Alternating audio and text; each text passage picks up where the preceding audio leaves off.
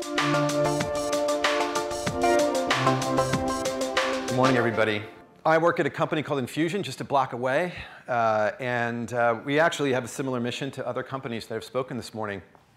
It's actually really cool to be in a room of kindred spirits. I mean, you're all here to learn about how to reinvent, things that have become stale, models that have become antiquated, and we're all bonded in that, right? That's what we're here for. We've been around for 15 years. There's 650 people around the world, and we work with some killer brands. Samsung, we do a lot of work with Samsung in retail innovation, and Build-A-Bear Workshop and Radio Shack and many others overall. We're a multidisciplinary type of group, combining a lot of different disciplines together into one team.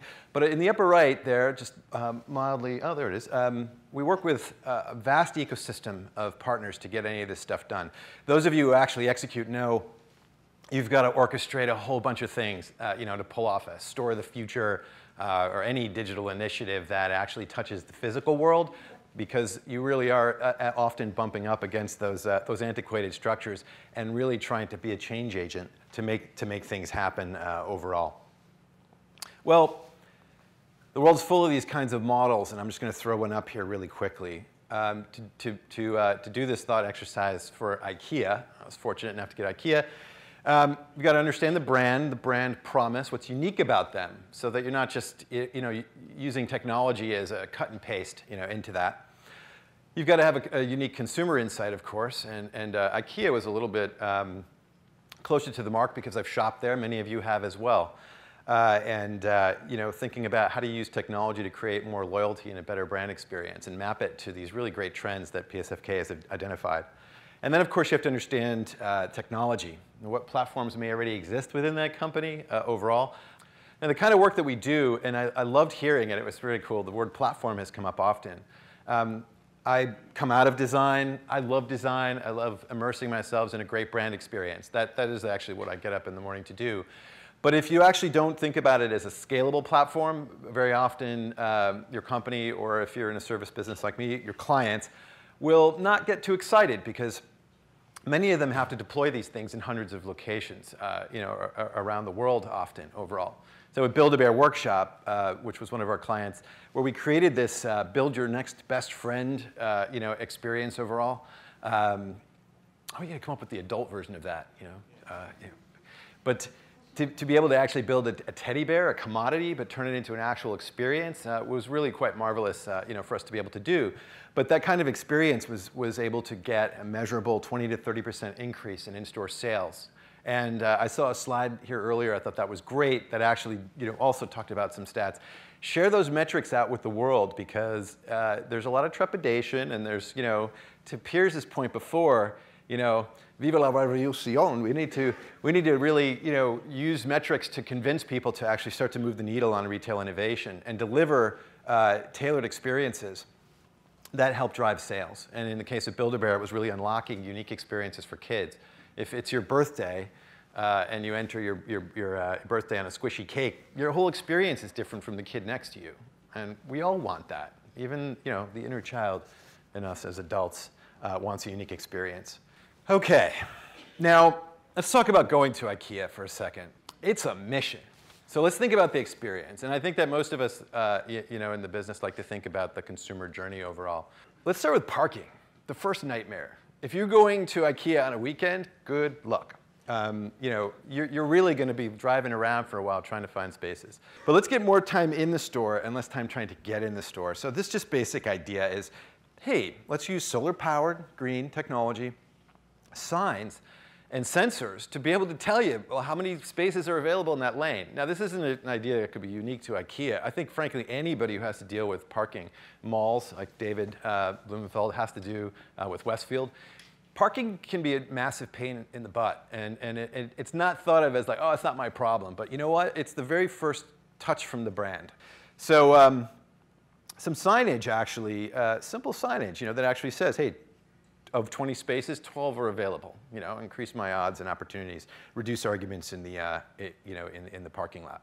Okay, another thing about IKEA, that whole 2 hours to get to it, et cetera. And then you have to wander through the maze. You've all had to do it.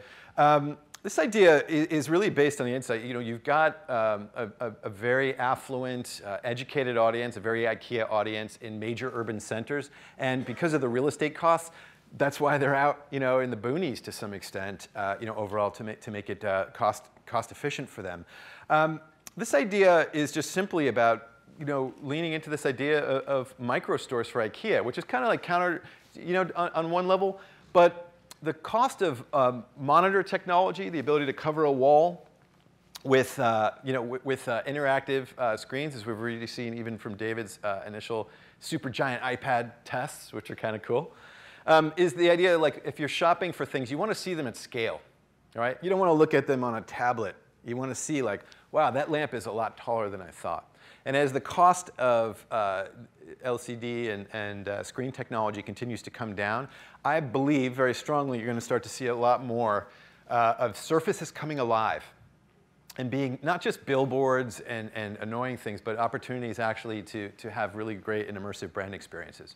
So if we were able to go into an IKEA store that was actually the size of this room and move around, browsing through real-size lamps, and I can turn them around and actually have a virtual experience, and then just basically have them delivered to my apartment, the next morning or later that day, I would think that would be a pretty simple and effective use of technology, and frankly, even a new business model for IKEA to actually start to create more atomization and spreading that out, spreading the brand out into the world.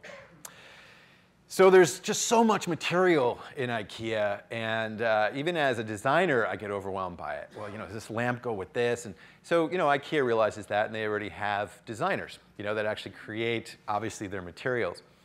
But this is an idea about basically having designers create the ensemble, pull it together for you overall, and use beacons within the store to be able to create more of a guided virtual tour through the space to get to the things that you want so that you're not like frustrated looking for it. I imagine it's tied into real-time inventory as well. So if something's out, it isn't shown to you at all. First step would be choose a famous designer, different styles like modern, classic, not a lot of classic there, but children's and office.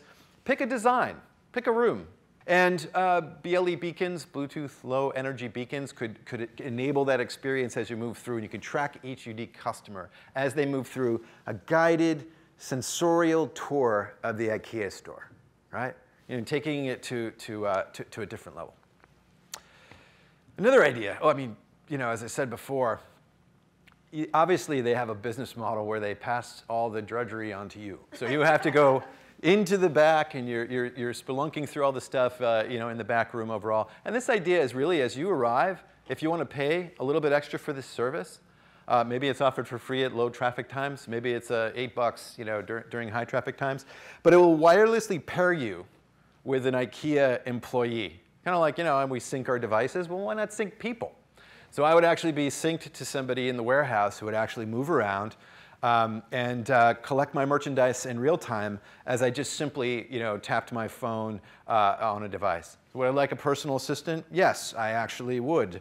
I'm selecting this particular item. These are all of my orders. I can delete. I can even be auto-paying as I move through. Obviously, in the world that we live in today, and confirm my payment through biometrics on the devices and smartphones that many of you right now have in this room. And then when I leave IKEA, it isn't through the warehouse. It's through more of a VIP door where I just go to my car, and Sid or Bert or Sarah, or whoever's helping me, is already there with all this stuff ready to go to load up the car, just saving me a little bit of frustration. Last idea. Now, IKEA is about design, and there is a hugely passionate community around design and around interior design in particular.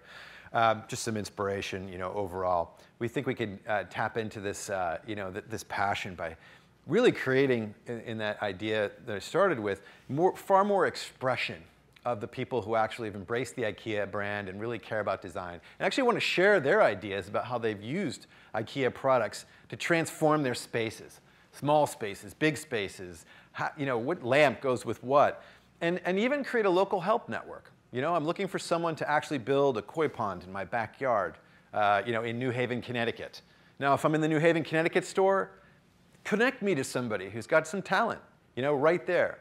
So just be less about just moving that 1% of wood and moving, all this creativity and energy that is actually flowing through the IKEA store each and every day.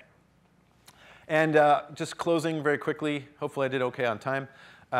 Infusion is actually in January having a retail showcase. We do it every year as part of the National Retail Federation Conference, the big show, NRF.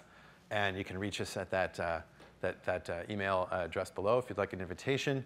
Our VP of Marketing would kill me if I didn't do that. And it is time to say goodbye. I would like to actually thank Piers and the team, and actually IKEA, the brand, for inspiration. I love their products, and it was really cool to actually have this opportunity to think about them in more detail. Thanks. Thank you, Peter.